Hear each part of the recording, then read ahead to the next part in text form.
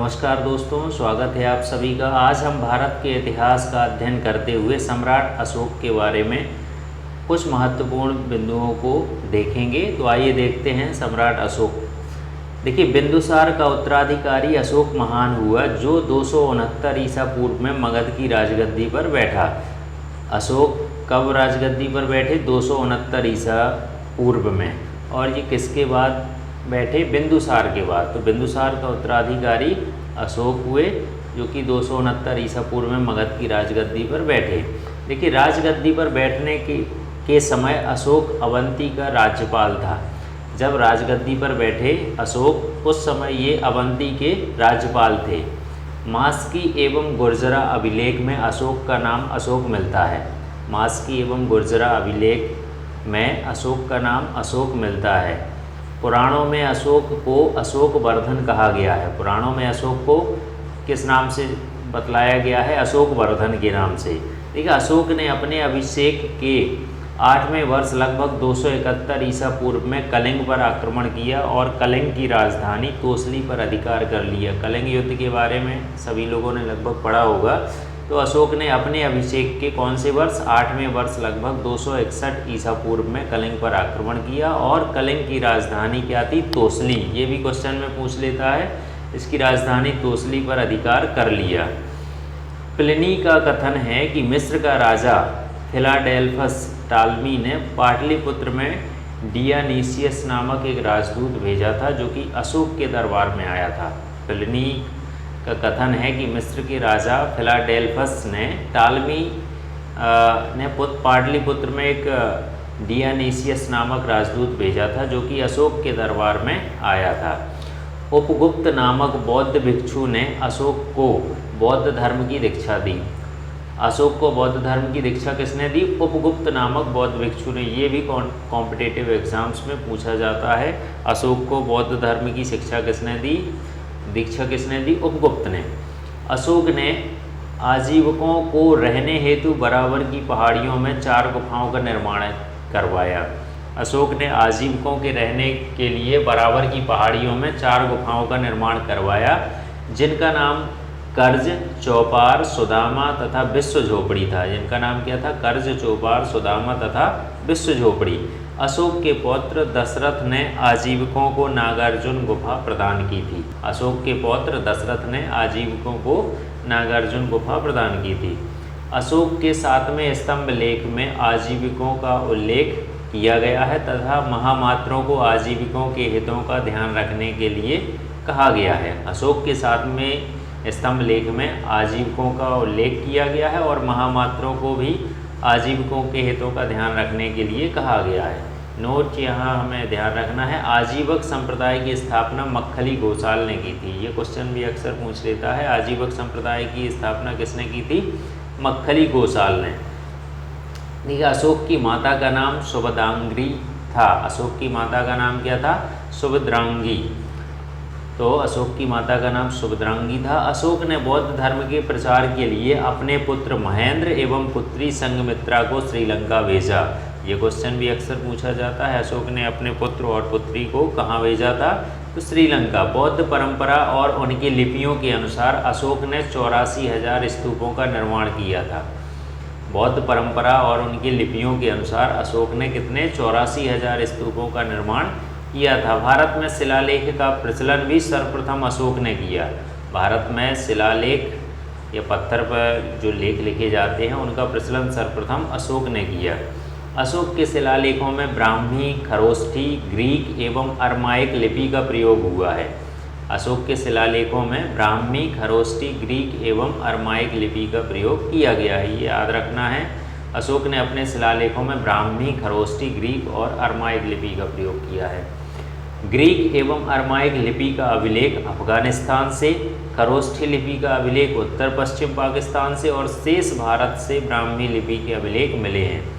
Greek एवं Aramaic लिपि का अभिलेख कहाँ मिला? अफगानिस्तान से। खरोष्ठी लिपि का अभिलेख उत्तर पश्चिम पाकिस्तान से और शेष भारत से ब्राह्मी लिपि के अभिलेख मिले हैं। नोट, खरोष्ठी लिपि दाईं से बाईं ओर लिखी जाती है। ये भी हमें ध्यान रखना है। खरोष्ठी लिपि दाईं से बाईं ओर लिखी जाती है। आगे देखते हैं, अशोक के अभिलेखों को 3 भागों में बांटा जा सकता है, शिलालेख, स्तंभलेख तथा गुहालेख। अशोक के अभिलेखों को कितने भागों में बांटा जा सकता है? 3 भागों में बांटा जा सकता है, शिलालेख, स्तंभलेख तथा गुहालेख। अशोक के शिलालेख की खोज 1750 ईस्वी में पादेट्री पेंथेलर ने की थी। इनकी संख्या कितनी है? 14। अशोक के जो शिलालेख हैं उसकी खोज कब की गई? 1750 ईस्वी में पादेट्री द्वारा की गई, पादेट्री पेंथेलर ने, और इनकी संख्या 14 है। अशोक के अभिलेख पढ़ने में सबसे पहली सफलता 1837 में जेम्स प्रिंसिप को प्राप्त हुई। अशोक के अभिलेख सबसे पहले कब पढ़े गए? 1837 में। किसके द्वारा? जेम्स प्रिंसिप के द्वारा। अशोक के प्रमुख शिलालेख एवं उनमें वर्णित विषय, तो आइए देखते हैं। पहला शिलालेख क्या है? पहले शिलालेख में क्या वर्णन किया गया? इसमें पशु बलि की निंदा की गई है। पहले शिलालेख में पशु बलि की निंदा की गई है। इस तरीके से क्वेश्चंस में पूछ लेता है कॉम्पिटिटिव एग्जाम्स में। अशोक के पहले शिलालेख में क्या वर्णन किया गया है? तो इसमें पशु बलि की निंदा के बारे में बतलाया गया है। दूसरा शिलालेख, इसमें अशोक ने मनुष्य एवं पशु दोनों की चिकित्सा व्यवस्था का उल्लेख किया है। दूसरे शिलालेख में मनुष्य और पशु दोनों की चिकित्सा व्यवस्था का उल्लेख किया गया है। तीसरा शिलालेख, तो इसमें राजकीय अधिकारियों को यह आदेश दिया गया है कि वे हर 5वें वर्ष के उपरांत दौरे पर जाएं, और इस शिलालेख में कुछ धार्मिक नियमों का भी उल्लेख किया गया है। तीसरे शिलालेख में अधिकारियों को यह आदेश दिया गया है कि वे हर 5वें वर्ष के उपरांत दौरे पर जाएं, और कुछ धार्मिक नियमों का भी इसमें उल्लेख किया गया है। चौथा शिलालेख, तो इस अभिलेख में भेरी घोष की जगह धम्म घोष की घोषणा की गई है। चौथे शिलालेख में भेरी घोष की जगह धम्म घोष की घोषणा की गई है। पांचवा शिलालेख, इस शिलालेख में धर्म महामात्रों की नियुक्ति के विषय में जानकारी मिलती है कि धर्म महामात्रों को किस प्रकार नियुक्त किया जाता था, यह 5वें शिलालेख में जानकारी मिलती है। छठा शिलालेख, इसमें आत्मनियंत्रण की शिक्षा दी गई है। 6वें शिलालेख में आत्मनियंत्रण की शिक्षा दी गई है। 7वें शिलालेख में एवं 8वें शिलालेख में, 7वां एवं 8वां शिलालेख में, इसमें अशोक की तीर्थ यात्राओं को उल्लेख किया गया है। 7वें एवं 8वें शिलालेख में अशोक ने जितनी भी तीर्थ यात्राएं की उनका उल्लेख किया गया है। 9वां शिलालेख, इसमें क्या दिया गया? इसमें सच्ची भेंट तथा सच्चे शिष्टाचार का उल्लेख किया गया है। अशोक के 9वें शिलालेख में सच्ची भेंट तथा सच्चे शिष्टाचार का उल्लेख किया गया है। 10वां शिलालेख, इसमें अशोक ने आदेश दिया है कि राजा तथा उच्च अधिकारी हमेशा प्रजा के हित में सोचें। 10वें शिलालेख में क्या दिया गया है? अशोक ने आदेश दिया है कि राजा तथा उच्च अधिकारी हमेशा प्रजा के हित में सोचें। 11वां शिलालेख, इसमें धम्म की व्याख्या की गई है। 11वें शिलालेख में क्या किया गया है? धम्म की व्याख्या। 12वां शिलालेख, तो इसमें स्त्री महामात्रों की नियुक्ति एवं सभी प्रकार के विचारों के सम्मान की बात कही गई है। 12वें शिलालेख में स्त्री महामात्रों की नियुक्ति एवं सभी प्रकार के विचारों के सम्मान की बात कही गई है। 13वें शिलालेख में इसमें कलिंग युद्ध का वर्णन मिलता है एवं अशोक के हृदय परिवर्तन की बात कही गई है। इसी में पड़ोसी राजाओं का भी वर्णन है। 14वां शिलालेख, तो अशोक ने जनता को धार्मिक जीवन बिताने के लिए प्रेरित किया है। 14वें शिलालेख में अशोक ने जनता को धार्मिक जीवन बिताने के लिए प्रेरित किया है। इसके बाद अशोक के स्तंभ लेखों की संख्या 7 है, जो केवल ब्राह्मी लिपि में लिखी गई हैं। अशोक के स्तंभ लेखों की संख्या कितनी है? 7 है, जो केवल ब्राह्मी लिपि में लिखी गई है। यह 6 अलग अलग स्थानों से प्राप्त हुआ है। यह कितने? 6 अलग अलग स्थानों से प्राप्त हुआ है। देखिए, पहला है प्रयाग स्तंभ लेख। प्रयाग स्तंभ लेख, यह पहले कौशाम्बी में स्थित था।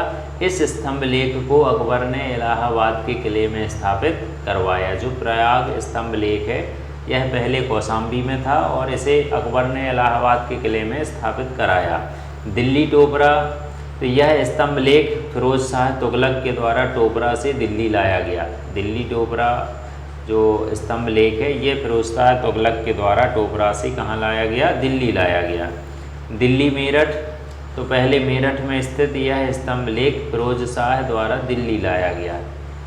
पहले मेरठ में था ये, और यह फिर फिरोज शाह द्वारा दिल्ली लाया गया। रामपुरवा, तो यह स्तंभ लेख चंपारण बिहार में स्थापित है। इसकी खोज 1872 ईस्वी में कार्लायल ने की। रामपुरवा जो स्तंभ लेख है यह चंपारण बिहार में स्थापित है और इसकी खोज 1872 में कार्लायल ने की। लौरिया अरेराज, ये चंपारण बिहार में है। लौरिया अरेराज स्तंभ लेख ये भी कहाँ है? चंपारण बिहार में।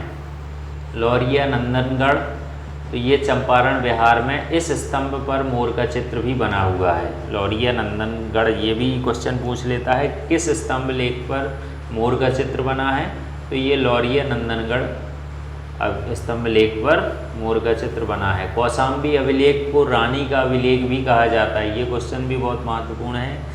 किस अभिलेख को रानी का अभिलेख कहा जाता है? तो कौशाम्बी अभिलेख को रानी का अभिलेख कहा जाता है।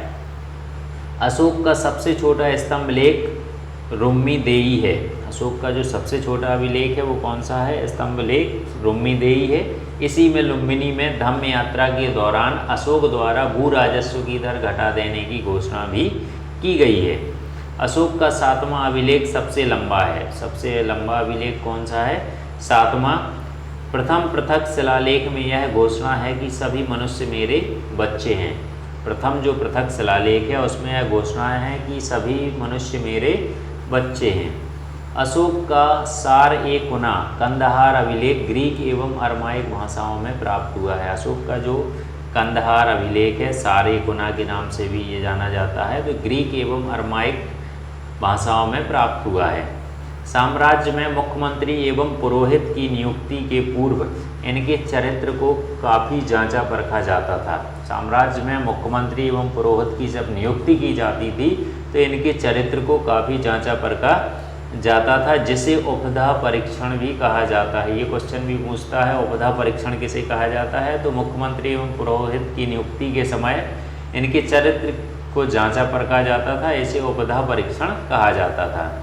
सम्राट की सहायता के लिए एक मंत्री परिषद होती थी, जिसमें सदस्यों की संख्या 12, 16 या 20 हुआ करती थी। सम्राट की सहायता के लिए जो मंत्री परिषद होती थी उसमें सदस्यों की संख्या 12, 16 या 20 होती थी। अर्थशास्त्र में शीर्षस्थ अधिकारी के रूप में तीर्थ का उल्लेख मिलता है। अर्थशास्त्र में शीर्षस्थ यानी जो उच्च अधिकारी थे उनके रूप में तीर्थ का उल्लेख मिलता है, जिसे महामात्र भी कहा जाता था। इनकी संख्या 18 थी। अर्थशास्त्र में चर जासूस को कहा गया है। अर्थशास्त्र में चर किसे कहा गया? जासूस को। अशोक के समय मौर्य साम्राज्य में प्रांतों की संख्या 5 थी। अशोक के समय जो मौर्य साम्राज्य था उसमें प्रांतों की संख्या 5 थी। प्रांतों को चक्र कहा जाता था। प्रांतों के प्रशासक कुमार या आर्यपुत्र या फिर राष्ट्रिक कहलाते थे। जो प्रांतों के प्रशासक थे वो कुमार या आर्यपुत्र या राष्ट्रिक कहलाते थे। प्रांतों का विभाजन विषय में किया गया था। प्रांतों का जो विभाजन था, डिवाइडेशन, वो किसमें? विषय में किया गया था, जो विषयपति के अधीन होते थे। प्रांतों का विभाजन विषय में किया गया था और ये जो भाग थे ये विषयपति के अधीन होते थे। प्रशासन की सबसे छोटी इकाई ग्राम थी, जिसका मुखिया ग्रामीक कहलाता था। अशोक के समय में जो प्रशासन की सबसे छोटी इकाई थी वो ग्राम थी, जिसका मुखिया ग्रामीक कहलाता था। अब अर्थशास्त्र में जो तीर्थ वर्णित हैं उनके बारे में भी हम देख लेंगे। देखिए, मंत्री तो ये प्रधानमंत्री कहलाता था। मंत्री ये प्रधानमंत्री होता था। पुरोहित जो होता था ये धर्म एवं दान विभाग का प्रधान होता था। पुरोहित धर्म एवं दान विभाग का प्रधान होता था। सेनापति ये सैन्य विभाग का प्रधान होता था। युवराज ये राजपुत्र कहलाते थे। दौबारिक राजकीय द्वार रक्षक होता था। ये जो राजकीय द्वार रक्षक होता था उसे दौबारिक कहा जाता था। अंतर्वेदिक अंतःपुर का अध्यक्ष होता था। समाहर्ता आय का संग्रहकर्ता जो होता था वो समाहर्ता कहलाता था। आय का संग्रहकर्ता समाहर्ता कहलाता था। सन्निधाता तो ये राजकीय कोष का अध्यक्ष होता था। सन्निधाता राजकीय कोष का अध्यक्ष होता था। प्रशस्ता ये कारागार का अध्यक्ष कहलाता था। जो प्रशस्ता होता था ये कारागार का अध्यक्ष था। प्रदेष्ट्री ये कमिश्नर कहलाते थे। प्रदेष्ट्री किसे कहा जाता था? कमिश्नर को। पौर ये नगर का कोतवाल होता था। व्यवहारिक प्रमुख न्यायाधीश को कहा जाता था। नायक नगर रक्षा का जो अध्यक्ष होता था उसे नायक कहा जाता था। कर्मांतिक उद्योगों एवं कारखानों का अध्यक्ष होता था। कर्मांतिक उद्योगों एवं कारखानों का अध्यक्ष होता था। मंत्रिपरिषद या अध्यक्ष होता था। मंत्रिपरिषद या अध्यक्ष। दंडपाल तो सेना का सामान एकत्र करने वाले को दंडपाल कहा जाता था। दुर्गपाल ये दुर्ग रक्षक हुआ करता था। अंतपाल ये सीमावर्ती दुर्गों का रक्षक होता था।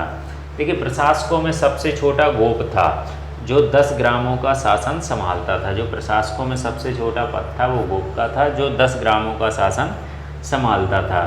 मेगास्थनीज के अनुसार नगर का प्रशासन 30 सदस्यों का एक मंडल करता था। मेगास्थनीज ने बतलाया है कि नगर का प्रशासन 30 सदस्यों का एक मंडल करता था जो 6 समितियों में विभाजित भी था। प्रत्येक समिति में 5 सदस्य होते थे। बिक्री कर के रूप में मूल्य का 10वां भाग वसूला जाता था। जो सेल्स टैक्स के रूप में मूल्य का 10वां भाग वसूला जाता था। इसे बचाने वालों को मृत्युदंड दिया जाता था। मेगास्थनीज के अनुसार एग्रोनोमाई मार्ग निर्माण अधिकारी था। मेगास्थनीज ने बतलाया है अपनी बुक में कि जो एग्रोनोमाई होता था वो मार्ग निर्माण अधिकारी कहलाता था। जस्टिन के अनुसार चंद्रगुप्त मौर्य की सेना में लगभग 50,000 अश्वरोही सैनिक थे। जस्टिन ने बतलाया है उनके अनुसार तो सेना में लगभग चंद्रगुप्त मौर्य की सेना में लगभग 50,000 अश्वरोही सैनिक और 9,000 हाथी तथा 8,000 रथ थे। जस्टिन नामक यूनानी लेखक के अनुसार चंद्रगुप्त ने अपनी 6 लाख की फौज से सारे भारत को रौंदा। यह बात सही भी हो सकती है और नहीं भी। जस्टिन ने बतलाया है कि अब चंद्रगुप्त मौर्य के पास लगभग 6 लाख सेना थी, फौज थी, उसने पूरे संपूर्ण भारत को रौंद डाला। तो एक सीमा तक सही भी हो सकती है और नहीं भी, लेकिन ये सत्य है कि चंद्रगुप्त ने पश्चिमोत्तर भारत को सेल्यूकस की गुलामी से मुक्त किया। युद्ध क्षेत्र में सेना का नेतृत्व करने वाला अधिकारी नायक कहलाता था। जो युद्ध क्षेत्र में सेना का नेतृत्व करता था उस अधिकारी को नायक कहा जाता था। सैन्य विभाग का सबसे बड़ा अधिकारी सेनापति होता था। सैन्य विभाग का जो सबसे बड़ा अधिकारी होता था वो सेनापति था। प्लिनी नामक यूनानी लेखक के अनुसार चंद्रगुप्त की सेना में 6 लाख पैदल सिपाही। प्लिनी ने भी बतलाया है कि चंद्रगुप्त की सेना में 6 लाख पैदल सिपाही, 30,000 घुड़सवार और 9,000 हाथी थे। मेगास्थनीज के अनुसार मौर्य सेना का रखरखाव 5 सदस्यीय 6 समितियां करती थी। मेगास्थनीज ने अपने ग्रंथों में बतलाया है कि मौर्य सेना का रखरखाव 5 सदस्यीय 6 समितियां करती थी। मौर्य प्रशासन में गुप्तचर विभाग महामात्य सर्प नामक अमात्य के अधीन था। जो गुप्तचर विभाग था मौर्य प्रशासन में वो महामात्य सर्प नामक अमात्य के अधीन था। अर्थशास्त्र में गुप्तचर को गूढ़ पुरुष कहा गया है। अर्थशास्त्र में गुप्तचर को गूढ़ पुरुष के रूप में बतलाया गया है तथा एक ही स्थान पर रहकर कार्य करने वाले गुप्तचर को संस्था कहा जाता था। एक स्थान से दूसरे स्थान पर भ्रमण करके कार्य करने वाले गुप्तचर को संचार कहा जाता था। जो एक स्थान से दूसरे स्थान पर भ्रमण करते थे और जानकारियाँ एकत्रित करते थे, गुप्त जानकारी एकत्रित करते थे, उसे संचार कहा जाता था। अशोक के समय जनपदीय न्यायालय के न्यायाधीश को राजुक कहा जाता था। अशोक के समय जो जनपदीय न्यायालय के न्यायाधीश होते थे उन्हें राजुक कहा जाता था। सरकारी भूमि को सीता भूमि कहा जाता था। सरकारी भूमि को किस नाम से जाना जाता था? सीता भूमि के नाम से। बिना वर्षा की अच्छी खेती होने वाली भूमि को अदेव मात्रक कहा जाता था। जो बिना वर्षा की अच्छी खेती होती थी जिस भूमि में, उसे अदेव मात्रक कहा जाता था। मेगास्थनीज ने भारतीय समाज को 7 वर्गों में विभाजित किया है। मेगास्थनीज ने जो भारतीय समाज है उसको 7 वर्गों में विभाजित किया है। दार्शनिक, पहला दार्शनिक, दूसरा किसान, तीसरा आहीर, चौथा कारीगर, 5वां सैनिक, 6वां निरीक्षक एवं 7वां सभासद। तो ये मेगास्थनीज ने संपूर्ण भारतीय समाज को 7 वर्गों में विभाजित किया है। जो स्वतंत्र वेश्यावृत्ति को अपनाने वाली महिला होती थी वो रूपजीवा कहलाती थी। स्वतंत्र वैश्यवृत्ति को अपनाने वाली महिला रूपजीवा कहलाती थी। नंद वंश के विनाश करने में चंद्रगुप्त मौर्य ने कश्मीर के राजा परवतक से सहायता प्राप्त की थी। क्योंकि नंद वंश का विनाश चंद्रगुप्त मौर्य के द्वारा किया गया था, तो उस समय राजा जो कश्मीर के राजा थे परवतक, उनसे चंद्रगुप्त मौर्य ने सहायता की थी घनानंद को समाप्त करने के लिए। मौर्य शासन 137 वर्षों तक रहा। ये क्वेश्चन भी याद रखने वाली चीज़ है। मौर्य शासन 137 वर्षों तक रहा। भागवत पुराण के अनुसार मौर्य वंश में 10 राजा हुए। तो भागवत पुराण में बतलाया गया है कि मौर्य वंश में 10 राजा हुए, जबकि वायु पुराण के अनुसार 9 राजा हुए। मौर्य वंश का अंतिम शासक बृहद्रथ था। इसकी हत्या इसके सेनापति पुष्यमित्र शुंग ने 185 ईसा पूर्व में कर दी और मगध पर शुंग वंश की नींव डाली। तो मौर्य वंश का जो अंतिम शासक था वो कौन था? बृहद्रथ। और इनकी हत्या इनके सेनापति पुष्यमित्र शुंग ने 185 ईसा पूर्व में कर दी और मगध पर शुंग वंश की नींव डाली। तो ये जो शुंग वंश था, अब हम पढ़ेंगे ब्राह्मण वंश या शुंग वंश के बारे में। तो आइए देखते हैं ब्राह्मण वंश। ये भी, इससे भी कई महत्वपूर्ण क्वेश्चंस निकल के आते हैं। तो देखिए, ब्राह्मण वंश पुष्यमित्र शुंग, जिसने मगध पर शुंग वंश की नींव डाली, ब्राह्मण जाति का था। पुष्यमित्र शुंग, इसने मगध पर शुंग वंश की नींव डाली, ये ब्राह्मण जाति का था। शुंग शासकों ने अपनी राजधानी विदिशा में स्थापित की। शुंग शासकों की राजधानी कहाँ थी?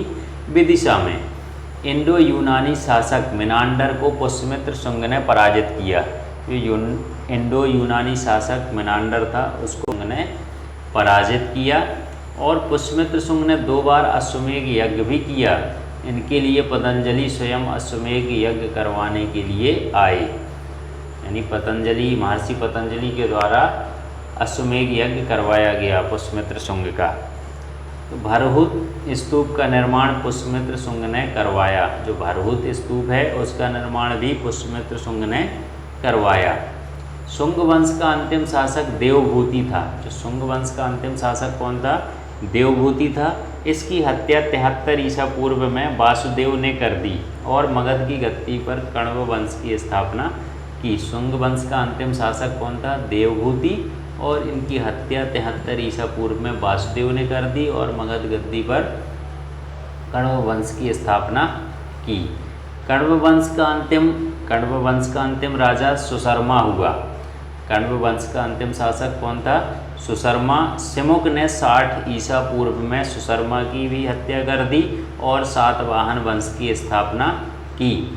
सिमुक ने 60 ईसा पूर्व में सुशर्मा की हत्या करके सातवाहन वंश की स्थापना की। सातवाहन आंध्र वंश, ये आंध्र प्रदेश से बिलोंग करते। तो सातवाहन आंध्र वंश शासकों ने अपनी राजधानी प्रतिष्ठान, ये गोदावरी नदी के किनारे स्थापित की। प्रतिष्ठान महाराष्ट्र के औरंगाबाद ज़िले में पड़ता है ये। तो सातवाहन जो आंध्र वंश था, इन शासकों ने अपनी राजधानी प्रतिष्ठान गोदावरी नदी के किनारे में स्थापित की। प्रतिष्ठान महाराष्ट्र के औरंगाबाद ज़िले में स्थित है। सातवाहन वंश के प्रमुख शासक थे सिमुक, सातकर्णी, गौतमीपुत्र सातकर्णी, वशिष्ठीपुत्र पुलुमावी तथा यज्ञश्री सातकर्णी। सातकर्णी ने 2 अश्वमेध तथा 1 राजसूय यज्ञ भी किया। सातवाहन वंश के जो प्रमुख शासक थे वो कौन कौन थे? सिमुक, सातकर्णी, गौतमीपुत्र सातकर्णी, वशिष्ठीपुत्र पुलुमावी तथा यज्ञश्री सातकर्णी। सातकर्णी ने 2 अश्वमेध यज्ञ तथा 1 राजसूय यज्ञ किया। सातवाहन शासकों के समय के प्रसिद्ध साहित्यकार हाल एवं गुणाढ्य थे। जो सातवाहन शासकों के समय के प्रमुख साहित्यकार थे वो कौन कौन थे? हाल एवं गुणाढ्य। हाल ने गाथा सप्तशती तथा गुणाढ्य ने बृहत कथा नामक पुस्तकों की रचना की। ये क्वेश्चन भी आ जाता है कई बार। तो गाथा सप्तशती किसने? हाल ने, एवं गुणाढ्य ने बृहत कथा नामक पुस्तकों की रचना की। सातवाहन शासकों ने चांदी, तांबे, सीसा, पोटीन और कांसे की मुद्राओं का प्रचलन किया। सातवाहन शासकों ने चांदी, तांबे, सीसा, पोटीन और कांसे की मुद्राओं का प्रचलन किया। सातवाहन अपना सिक्का ढालने में जिस शीशे का इस्तेमाल करते थे उसे रोम से मंगाया जाता था। सातवाहन राजा जो थे वो अपना सिक्का ढालने में जिस शीशे का उपयोग करते थे उसे रोम से मंगाया जाता था। ब्राह्मणों को भूमि अनुदान देने की प्रथा का आरंभ भी सातवाहन शासकों ने ही सर्वप्रथम किया। ब्राह्मणों को भूमि दान में देने की प्रथा का आरंभ भी सबसे पहले किसने किया? सातवाहन शासकों ने। सातवाहनों की राजकीय भाषा प्राकृत एवं लिपि ब्राह्मी थी। जो सातवाहन शासक थे उनकी राजकीय भाषा प्राकृत एवं लिपि ब्राह्मी थी। सातवाहनों में हमें मात्र तंत्रात्मक ढांचे का आभास मिलता है। चूँकि इनके राजाओं के जो नाम थे उनकी माताओं के नाम के आधार पर रखने की प्रथा थी, जैसे गौतमी पुत्र, वशिष्ठी पुत्र आदि। लेकिन सातवाहन राजकुल पितृतंत्रात्मक था, क्योंकि राज सिंहासन का उत्तराधिकारी कौन होता था? पुत्र होता था। तो इनके जो नाम रखे जाते थे इनकी माताओं के नाम से रखे जाते थे। तो सातवाहनों में मात्र तंत्रात्मक ढांचे का भी हमें आभास मिलता है। सातवाहन शासकों ने ग्रामीण क्षेत्रों में प्रशासन का काम गौलमिक को सौंपा। जो सातवाहन शासक थे इन्होंने ग्रामीण क्षेत्रों में प्रशासन का काम किसको सौंपा? गौलमिक को सौंपा। गौलमिक एक सैनिक टुकड़ी का प्रधान होता था, जिसमें 9 रथ, 9 हाथी, 25 घोड़े और 45 पैदल सैनिक होते थे। गौलमिक कौन होता था? एक सैनिक टुकड़ी का प्रधान होता था, जिसमें 9 रथ, 9 हाथी, 25 घोड़े और 45 पैदल सैनिक होते थे। सातवाहनों की महत्वपूर्ण स्थापत्य कृतियाँ कारले का चैत्य, अजंता एवं एलोरा की गुफाओं का निर्माण। ये अजंता और एलोरा की गुफाएं भी किसने बनवाई थी? सातवाहन शासकों ने। और अमरावती कला का विकास। सातकर्णी एवं अन्य सभी सातवाहन शासक दक्षिणापथ के स्वामी भी कहे जाते थे। जो सातवाहन शासक थे वो दक्षिणापथ के स्वामी कहे जाते थे। नोट: सातवाहन राज ने उत्तर और दक्षिण भारत के बीच सेतु का काम किया। जो सातवाहन शासक थे हमें ये ध्यान रखना है कि इन्होंने उत्तर और दक्षिण भारत के बीच सेतु का काम किया। तो इस प्रकार आज हमने सम्राट अशोक एवं सातवाहन, कण्व वंश, ब्राह्मण वंश, इन सब के बारे में महत्वपूर्ण बिंदुओं पर चर्चा की। अगले वीडियो में हम और महत्वपूर्ण भारत में यवन राज्य के बारे में देखेंगे। यदि आपने अभी तक चैनल को सब्सक्राइब एवं लाइक नहीं किया है तो चैनल को लाइक एवं सब्सक्राइब ज़रूर करें, ताकि आपको आगे आने वाले संपूर्ण लूसेंट का निचोड़ मिल सके, जो कि सभी कॉम्पिटिटिव एग्ज़ाम्स हेतु बहुत ही महत्वपूर्ण है।